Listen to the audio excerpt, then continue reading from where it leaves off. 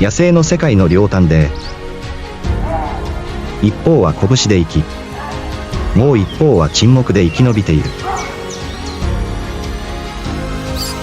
ヒヒは牙と鉄の秩序で草原を支配します。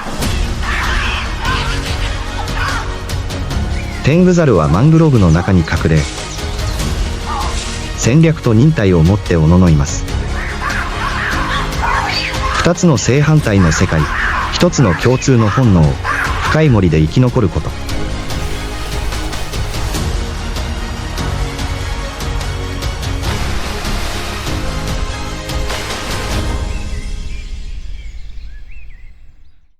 ジャングルビースト、先始猿の野生の帝国。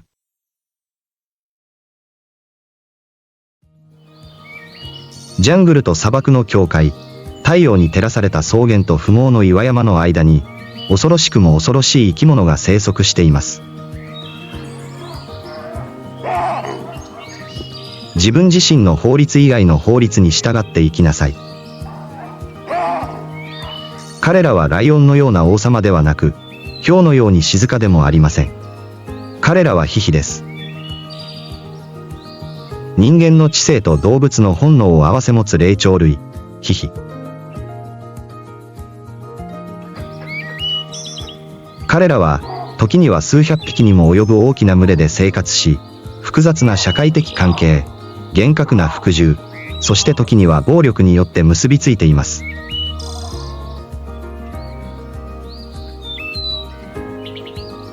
体格が大きく、濃い顎ひげを生やし、石像のように冷たい顔をしたアルファオスが、すべてを決定する人物です。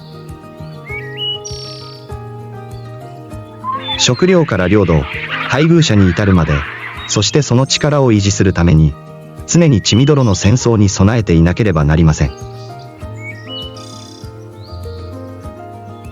ヒヒの世界には、優しさなんて存在しない。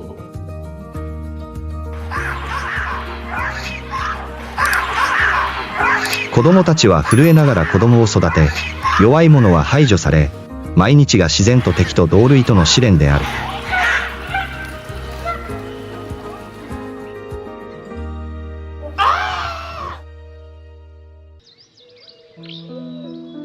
エチオピアの乾燥した山腹からケニアの果てしないサバンナまで、ヒヒはどこにでも生息しています。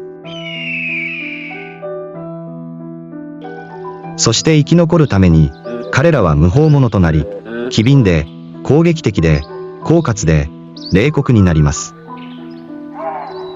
これはサハラ以南のアフリカで最も強力な霊長類の物語です。ヒヒは最強だからではなく、あらゆる限界を破ることを恐れないから。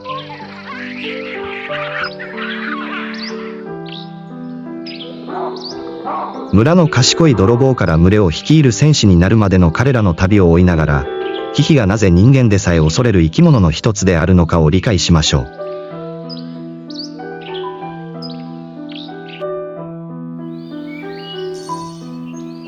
熱が層状に上昇する乾燥した草原の真ん中。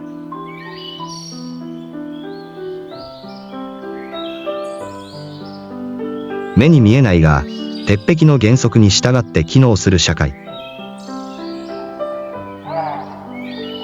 それはヒヒ族という高度に発達したコミュニティでしたが、同情の余地はありませんでした。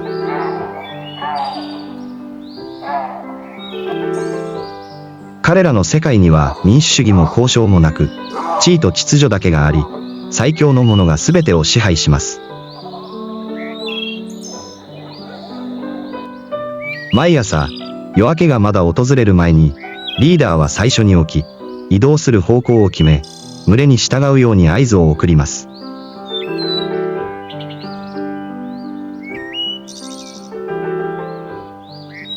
メスは子供を抱き、子供は母親にしがみつき、飼いのオスはその後ろを静かについていきます。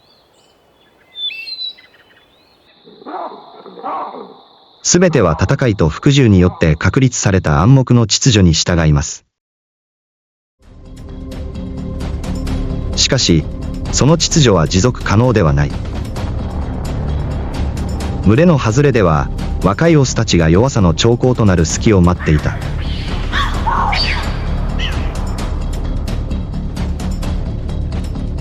リーダーが負傷し、機会が訪れると、クーデターが起こるでしょう。叫び声が響き渡り、毛が逆立ち、爪が地面をひっかいた。戦いは数分から数日続き、ついには勝者の一人が血まみれの埃まみれの地面に立ち、残りの群れが頭を下げる。ヒヒ社会では、暴力は言語である。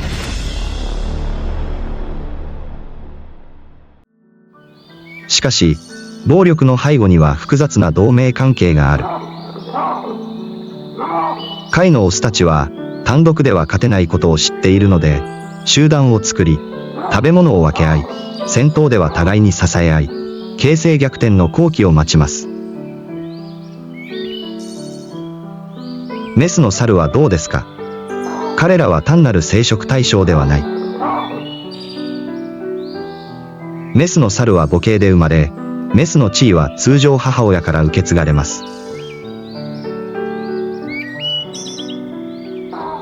上位のメスは、食物、睡眠場所、配偶者を選択する権利などにおいて優先権を持ちます。ヒヒの群れにおける女性同士の関係は数世代にわたって続く可能性があり、群れの安定を維持する要因となっている。しかし、一度失った地位を取り戻すのは容易ではありません。廃位された男性は追放者となる。群れの外で暮らし、空腹と寒さに苦しみ、群れに戻れば必ず攻撃される。しかし、こうした亡命者の中から将来のリーダーが生まれるかもしれない。なぜなら、ヒヒの世界では、存在する唯一の方は強者の方だからです。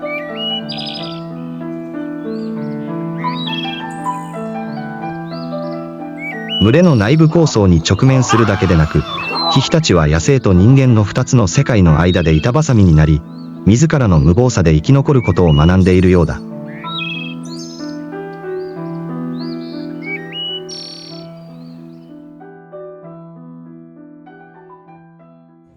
森の中では、ヒョウ、ニシキヘビ、ハイエナ、ライオンなどが彼らの敵です。そして、ヒヒは体も小さいにもかかわらず、多くの捕食動物が恐れる武器を数で持っています。赤ちゃんがヒョウに追いかけられると、猿の群れ全体が吠え、牙と蹴りで反撃します。ヒョウは一匹を殺すことはできるが、群れ全体の怒りから逃れることは難しい。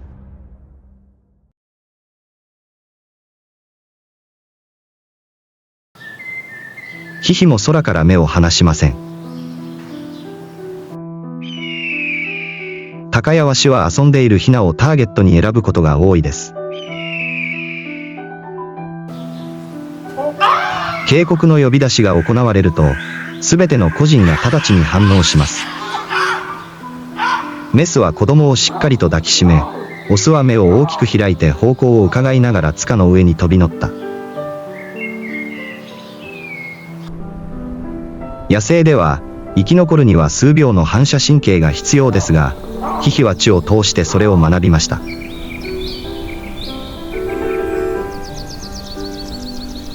しかし、人間はヒョウやワシのようなものではありません。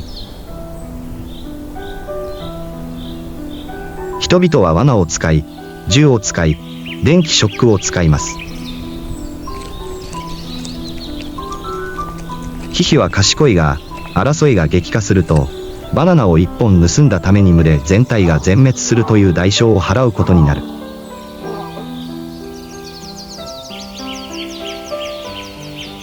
こうした対立は、森と都市の境界でますます頻繁に起こっています。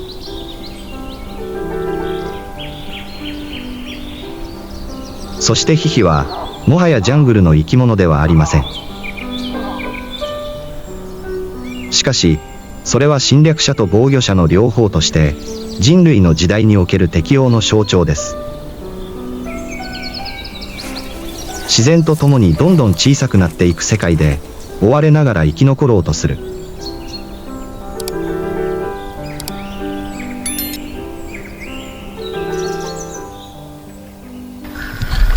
ヒヒの野生の世界では、毎日が生き残るための戦いです。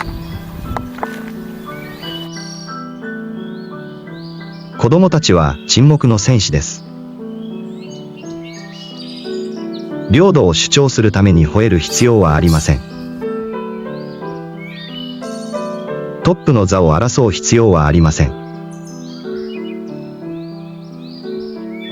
しかし、彼らは群れ全体を生かし続ける心なのです。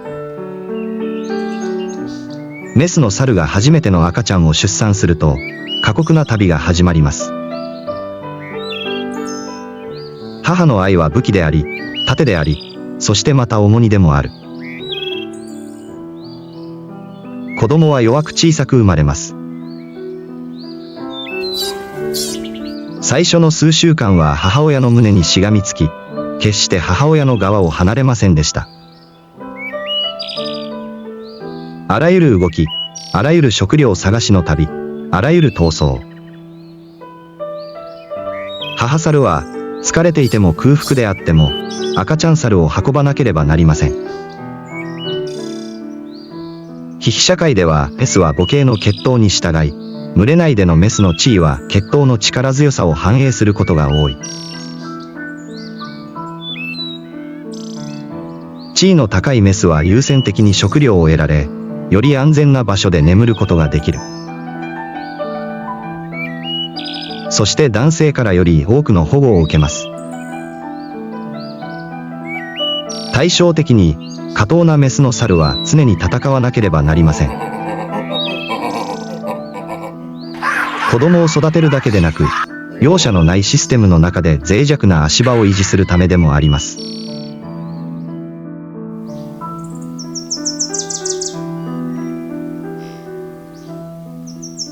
母猿はいつも警戒しています。赤ちゃんが誤って母親の腕から離れると、すぐに危険が現れます。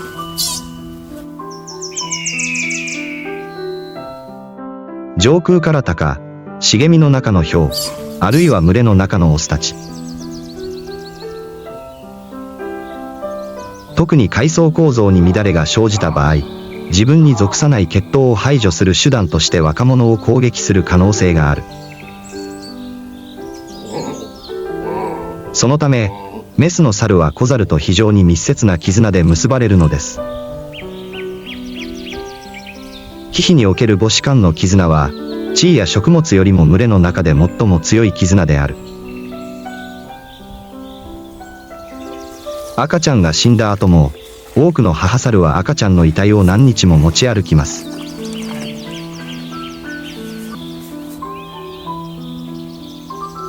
冷たい自然の中での痛みを伴う儀式のように、手放すことを拒む。しかし、彼らは一人ではありません。多くの場合、同じ血統のメスの猿は、互いに子育てを手伝い、食べ物を分け合い、互いの子供を守ります。母の愛は、たとえ無法者の世界であっても、人間性の輝かしい例です。それは何者も消すことのできない神聖な本能です。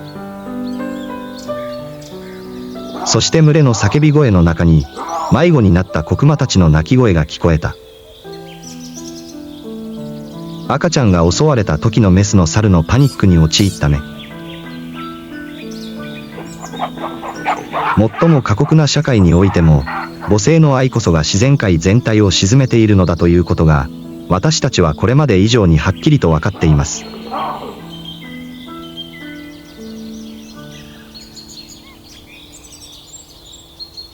おそらく、ヒヒほど適応力を体現している霊長類はいないだろう。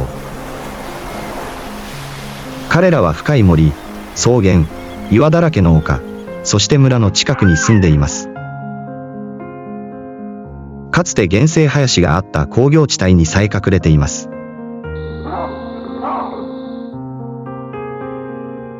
しかし、生き残ることは不死を意味するわけではありません。アフリカ全土で、ヒヒの生息地が細かく分断されつつある。農業や住宅、道路を作るために森林が伐採されます。アスファルト道路が群れの領域を横切り、それを2つに分けた。村や市場に迷い込んだ猿は追いかけられ、殴られ、射殺される。彼らは侵略しているのではなく、他に選択肢がないだけなのです。人間とヒヒの間の対立の激化は、単に果物がいくつか失われたことだけが原因ではない。多くの地域では、ヒヒは駆除する必要がある害獣とみなされています。罠、銃、電気ショック、人間の道具のせいで、かつてはヒヒの聖地だったいくつかの地域ではヒヒの数が激減している。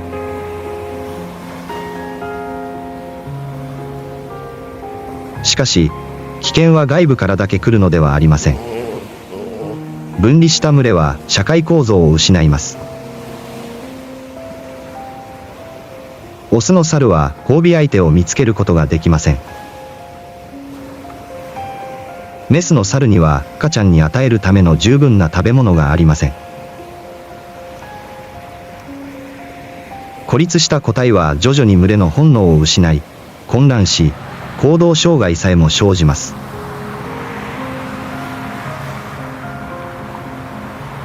霊長類の中で最も高度な社会組織を持つ種族が、孤独な生活を強いられるようになった。それに加えて気候変動もあります。長期にわたる干ばつ、水資源の不足、気温の上昇により、自然生態系は急速に変化します。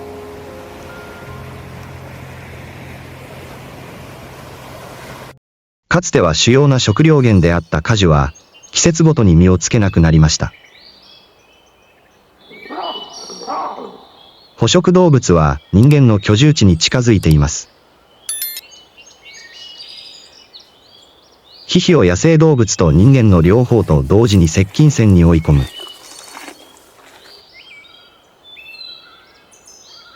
残りの保護区では、ヒヒは今も生息し、繁栄しています。しかし、彼らの自然界は窒息するほどに縮小しつつあります。そしてもし私たちが行動を起こさなければ、いつの日か彼らの激しい叫び声は私たちの記憶の中のただの小玉になってしまうでしょう。ヒヒは賢く、強靭で、時には獰猛な生き物ですが、子供の世話をし、愛し、共同体の中で暮らすことも知っています。彼らは同情ではなく保護を受けるに値する。しかし、それは自然が作り出したバランスにとって欠かせないものだからです。自然が限界に追い込まれると、最も強いものでも倒れる可能性がある。そして、それはもはや単なるヒヒの話ではなく、私たち全員への警告なのです。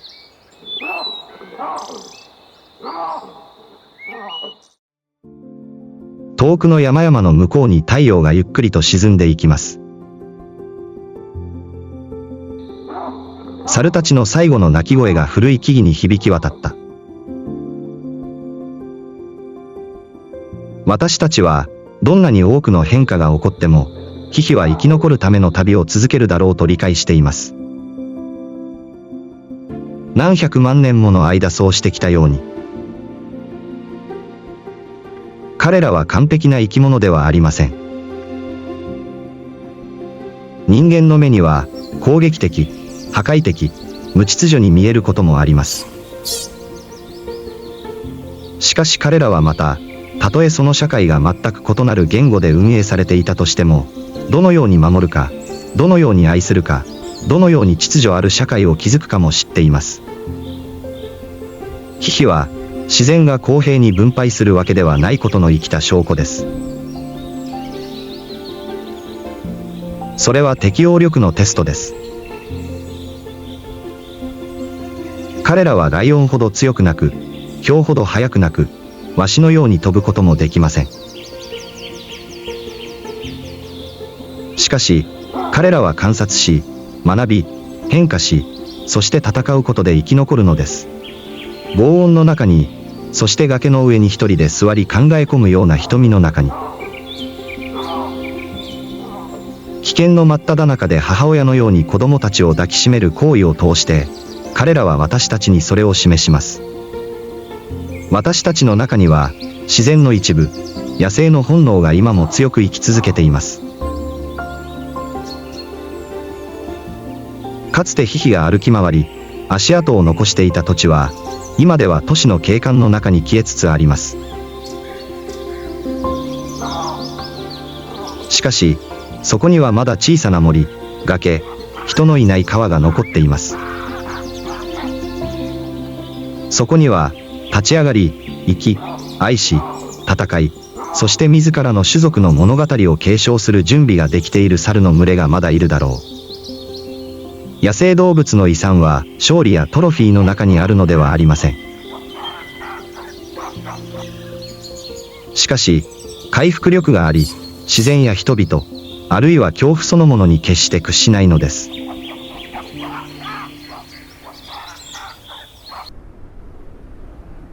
そして、私たちがその旅を振り返るとき、知性と本能、そして最後まで生き残る強い意志を持って生きる方法を教えてくれたのは、他の誰でもなくヒヒだったことに気づくでしょう。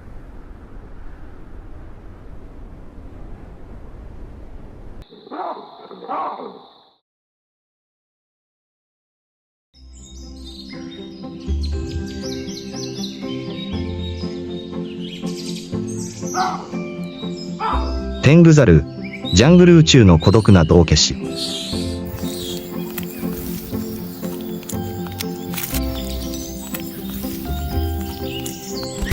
ボルネオ島の深い熱帯湿地林の中には、初めて出会った人を驚かせるような奇妙な霊長類が隠れています。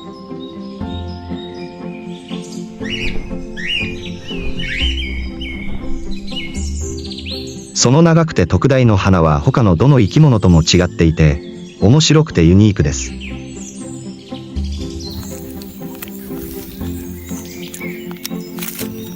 しかし、その面白い外見は単なる見せかけであり、テングザルの内面には真の戦士がおり、厳しい野生の自然の中で生き残るために日々静かに戦っている、強靭な体格の持ち主です。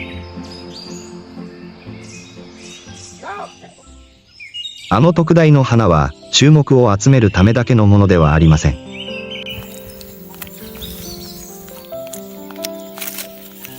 成人男性の場合、鼻が非常に大きくなり、口を覆うこともあります。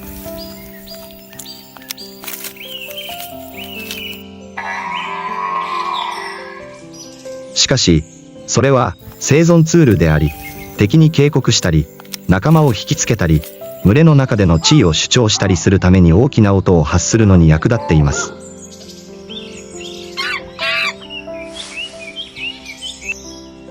これは生物兵器であり、爪や牙を必要とせず、叫び声だけで誰がリーダーであるかを確認するのに十分です。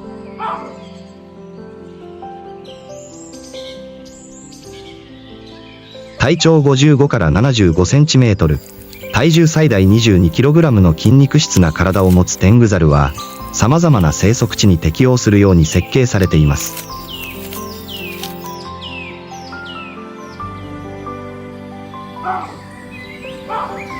長い足と機敏な手は木の上で素早く移動するのに役立ち、水かきのある足は泳ぎに優れており、絡み合った沼地や危険な川では重要な能力となります。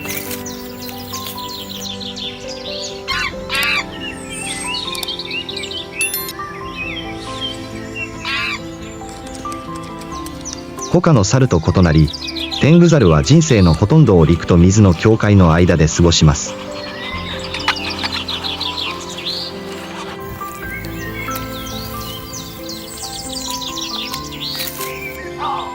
彼らは常にマングローブ林の間を行ったり来たりして、川を泳ぎ渡り、餌を探したり捕食者を避けたりしています。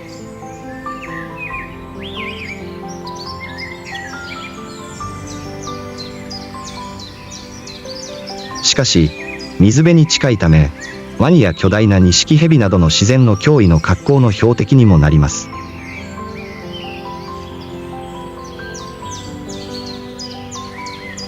川辺での静かな午後を想像してみてください。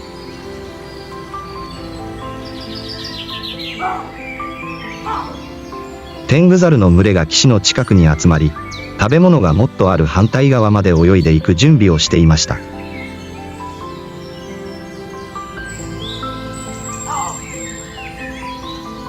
若い子熊たちは興奮して戯れていたが、その間、アルファオスは周囲を注意深く見守っていた。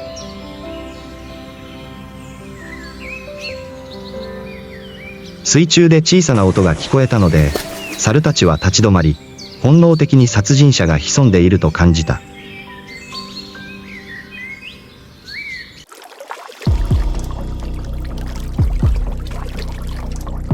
静かな水面下で、巨大な黒い影が静かに前進してきた。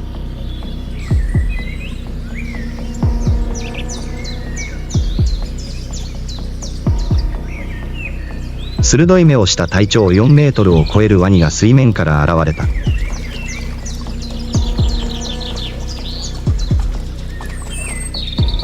群れの中の誰も気づかなかった。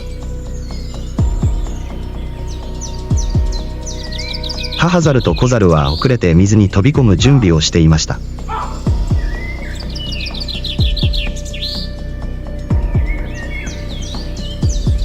母親は赤ちゃんをしっかりと抱きしめ、白い泡を立てながら濁った水の中を駆け抜けました。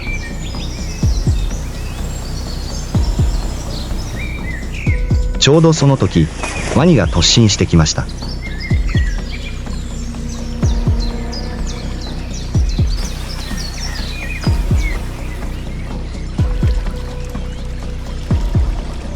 アルファオスはそれをすぐに発見し、警告を叫びました。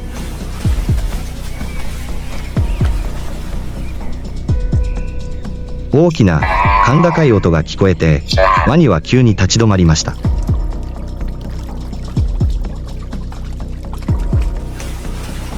その短い瞬間、それは止まり、そして冷たい水の中に消えていきました。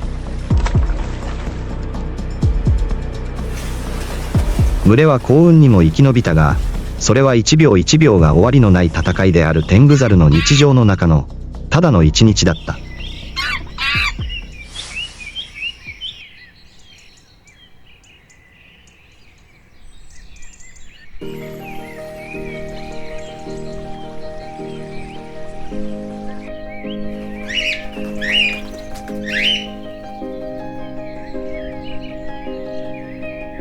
テングザルは明確な社会構造を持つ小さな群れで生活しています。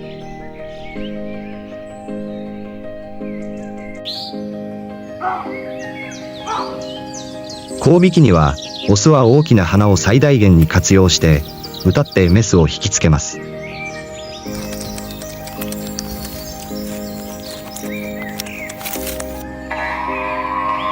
音が深く遠くなるほど、種を維持できる可能性が高くなります。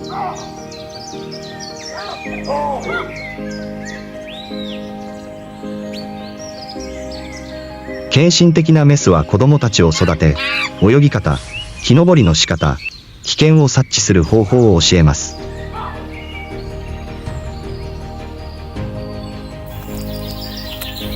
一方、オスは守護者として縄張りを巡回し、あらゆる脅威に立ち向かう準備をします。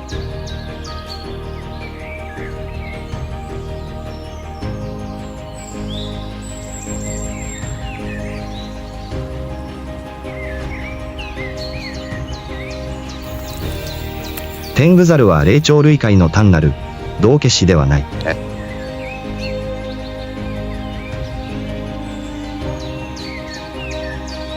彼らは適応のそして奇妙な外見の下に隠された力の生きた象徴です。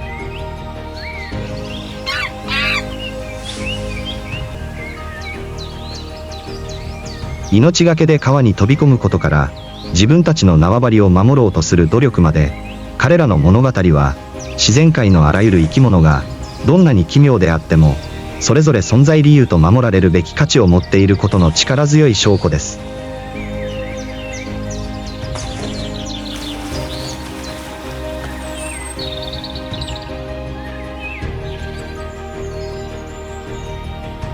テングザルの大きな鼻声の鳴き声を、野生の野生動物の女児種としてボルネオのジャングルに永遠に響き渡るように保存しましょう。